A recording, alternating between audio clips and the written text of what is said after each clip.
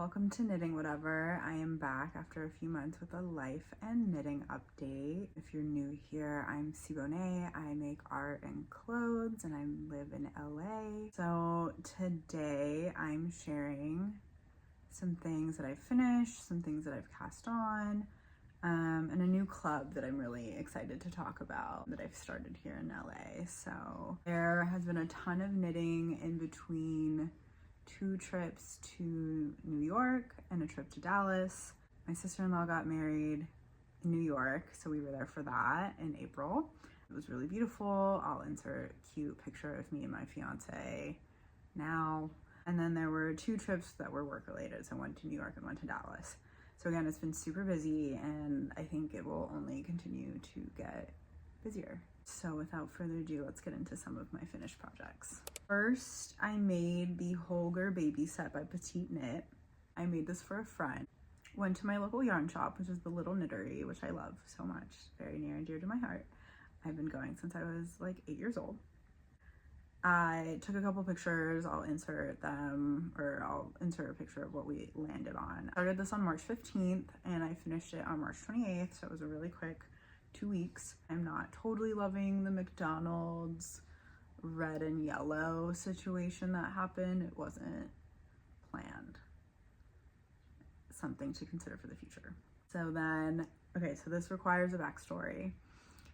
Last November, I went to the SoCal Fiber Fair in Pomona. I dragged my fiance because my sister was sick, so he came with me. I saw these alpaca coils that Coachella Valley Yarn was selling. I went over, I talked to them about them, I learned everything I could about them, and then discovered that they were very much out of my budget for that trip. So left without them, which was really sad. I loved them so much. I truly saw them from across the room and beeline to them. I was I have to work with this. But anyway, I ended up DMing them in January, 2 days before the fire started here in LA, and then totally lost track of the conversation. And so in April, I followed up with them about it because I randomly came to remember that I wanted these coils. I DM'd them.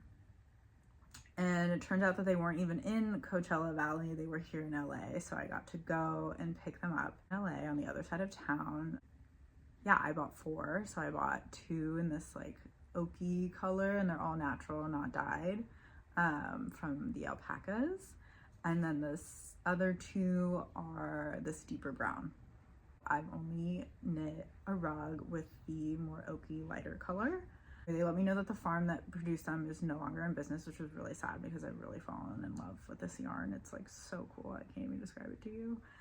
Obviously you have to use giant needles, but I find that hard on the back, so I try not to work on projects like that too much. Anyway, I started the rug on April 11th and I flew through the first half in a day, and then I didn't pick it up again until 2 weeks ago on July 18th, and then I finished it. I did a little bit of misting to block it, and then they let me know that I could put it in the dryer to fluff it up a bit, so I did that for literally 5 minutes. So that was the rugs and the story behind the alpaca coils. And third is sort of 3 in 1. So I went through a poncho phase. I had an idea. Okay, so backstory. I have been trying to find a good pattern for a poncho for a really long time, since my grandma asked me 2 years ago to make her a poncho. And I made her one. I made a couple others in the same pattern. It's fine. It's basically 2 rectangles that you seam together and make a poncho. But I wanted something that was literally seamless. So I had this idea and was I'm gonna do it. So I did it once, which is this poncho. And then I had another idea once I was wearing it to make a slight alteration, so I made it in a pink. And then I wanted just a final, I was in it at this point. I just wanted one final perfect, wasn't a test sample, I guess. And so knit a third, and so now I have 3 of the same poncho. I use this Noro tenon, and so this is yarn that I got from La Knitterie Parisienne in the Valley. This yarn is discontinued, but the store has a really awesome collection of like old yarns that like you can't really find anywhere else, and like you never really know what they're gonna have in stock. So I like to go there every now and then and spend a lot of money. Yeah, so hyper fixated and made 3 of those ponchos. And last finished object was this pair of shorts. So I got this yarn while I was in New York in East Hampton. There's a lovely yarn shop called Black Sheep Knitworks in East Hampton that I go to every time I'm there. I was there in June, and so I always make sure to go, and it's really tiny, but they have like a really fun selection of like really colorful yarn. They also dye their own yarn, so I bought a little bit of that. I bought a really fun pink mohair. But anyway, back to the shorts. It's using a hedgehog fiber in this purple color. I lost the label, so I'm very sorry. And then this is also, the waistband is made in a Noro yarn, which I also lost the label for, so sorry again. This is a pattern that I developed for my brother a couple years ago, and I wanted to make another sample in a different size, so that's what I did. And so I started it while I was sitting on the beach in East Hampton, which was really lovely. Finished the waistband and then got onto the body before it was gone, and then finished them like a week later. So yeah, I think my favorite part about knitting these shorts is like blocking them and then being able to put the little like silver aglets on them. It's so satisfying. That is it for finished projects. We'll move into what I'm currently working on. So if you watched my first video, you'll know that I knit this gray sweater that was like 2 sizes too small for me, and like it was too late to frog, it was mohair, like just a million reasons to just keep going and like let it be a sample and move on. Anyway, hurt my feelings a lot, but I started a second one in April. So I started this on April 2nd, exact same pattern, just with a couple more stitches. I think this is the same day that I started it actually, so I was flying through this, and then I'll put another picture from April 20th, so made a bit of progress. I also took this to New York with me, and I worked on it a little bit, and then I actually didn't pick it up again until like this week after that trip, so it's been a minute. Totally just lost motivation. I was on the double knit button band like halfway through and just like couldn't. I snapped 3 different pairs of like 2.5 millimeter needles, and it's like my fault for using wood ones and like or bamboo ones, and like that's what you got. They should be metal when they're that tiny. My own fault. Anyway, my goal is to finish that this weekend and to block it tomorrow. I can show you. This is where we are. I have this much left. I have like the whole side of the cardigan, the whole body side of the cardigan to do, but I think I can finish it tonight. And then something that I cast on was this striped sweater, which is a design of my own that I'm testing. It's a V-neck cardigan. I love this subtle like stripe two-tone. Totally not intentional, but like really loving that. I'm going to play with that more. Yarn on the left is from Hedgehog Fibers. It's an alpaca boucle. And then the other one is, I think, some sort of silk mohair alpaca situation. I really truly don't know. It's unlabeled and has been in my stash for like 3 years, and I finally was like, I should use this. Anyway, unlabeled, sorry. That's what I'm working on, and that's it for projects. So let's talk about Knit Club. So I started a knitting club in LA, and like, okay, so it's like called a knit club, but like it's a craft club. We will do other crafts. Crocheters can come. Like, it's not, you don't have to like specifically knit.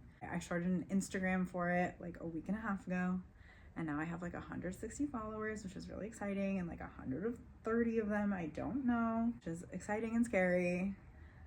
Exciting mostly. A little bit of background of why I started this. I've been knitting for literally as long as I can remember, 1st or 2nd grade, and it's just something I've done alone for a really long time. And I turned 30 this year. I love my pals, and I just felt like I wanted to just like have more crafty friends. Also, I'm a community manager at work, so like my whole job is surrounded by community. And you can also ask any pal of mine. Like, I love to hold them hostage over like a 3-hour meal that I slave over. It brings me a lot of joy.